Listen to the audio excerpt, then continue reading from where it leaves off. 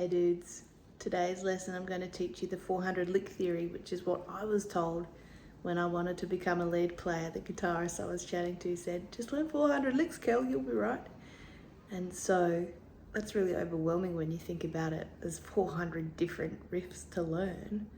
But I have a theory called the anchor theory, which teaches you how to put that lick, how to anchor it back to a point of the guitar so you know what key it's in, and then you can move it 12 different ways. And so all of a sudden 400 divided by 12 and 400 licks isn't as scary. And it's amazing what you can do with a toolbox of about 10 licks. With soloing, my skills are quite limited when it comes to what I know, but I know how to use it. So that's what we're going to go through today. I'm going to teach you the theory behind anchoring into a key, and then I'm going to give you a bunch of libraries of licks that I know how to play, and you're going to go onto YouTube and find a bunch of licks that other people know how to play and expand your toolbox the quick way. Let's jump in. So the anchor theory is essentially a shortcut. What we learn is how to play riffs and licks comparatively to the shapes that we're learning. So if you've got a song in G shapes, we're talking about G, E minor, C and D, and we anchor the lick back to that G chord and back to that G key center so we know where it lives. We learn 4 different licks in each shape. When we're talking about E shapes, the chords in that might be E and A and B, which is quite bluesy. So that's why we learn 4 in each shape, because it gives us options. Then we learn how to anchor it back to its key, which gives us 12 key centers. And all of a sudden we only have to learn 36 licks to actually be able to play 180 licks. It's a good shortcut. So when we're talking about anchoring, we kind of want to use 3 different patterns of scales. We want to know the minor pentatonic in the key. Let's go with G again. We want to know the major scale in G.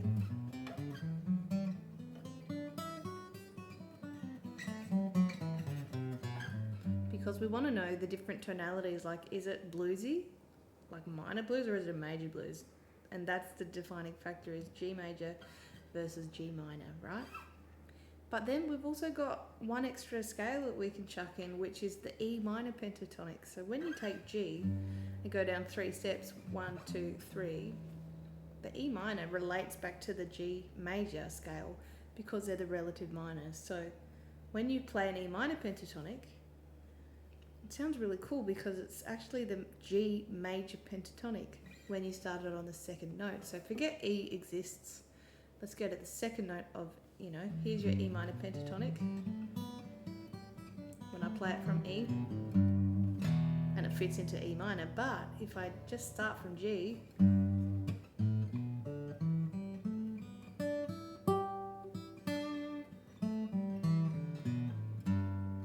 now I've got that whole scale in my hands. And what's beautiful about that scale is I've got all those open strings.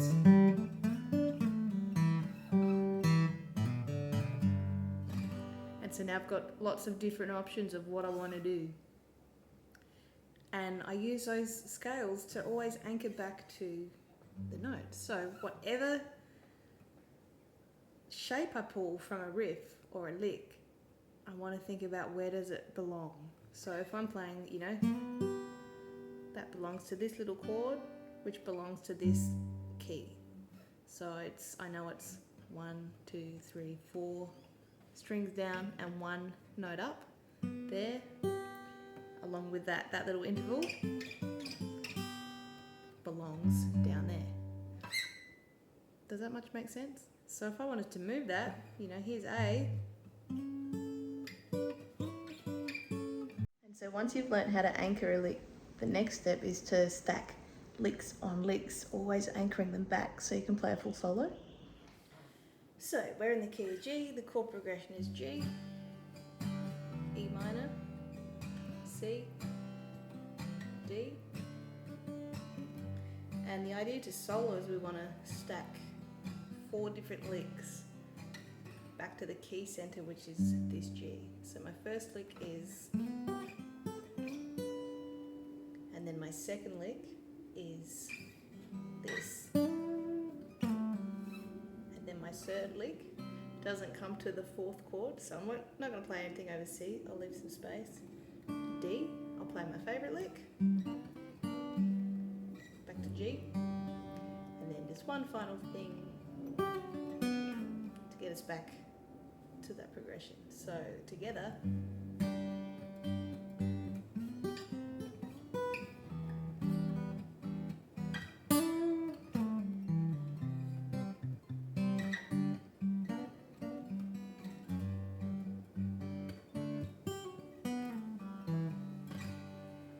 Then if you want to know how to play that in different keys, you just need to know the basic theory of, this is the E string, E, F, F sharp G, G sharp A sharp B. And if someone says, I want to play this song in B, and you go, I don't know any licks in B, what you can do is pretend that's where the G starts on the key of B. So now we're anchored to B. Get your capo, chuck that where the nut normally would be. So pretending this nut, so the 4th fret is now E, F, F sharp G. So what this is playing in G shapes. We've got the same licks in exactly the same position we're used to.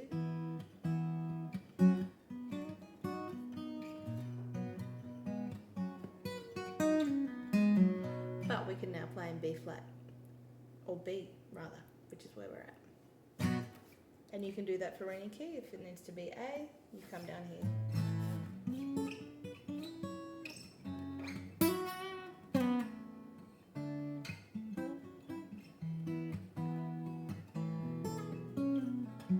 Whatever it was, you know. And then if it needs to be in C, it comes up here because, you know, 1, 2, 3, 3rd fret from where you were. 1, 2, 3. That's now the C, and all you need to know is the names of the top string, because that's where your anchors are.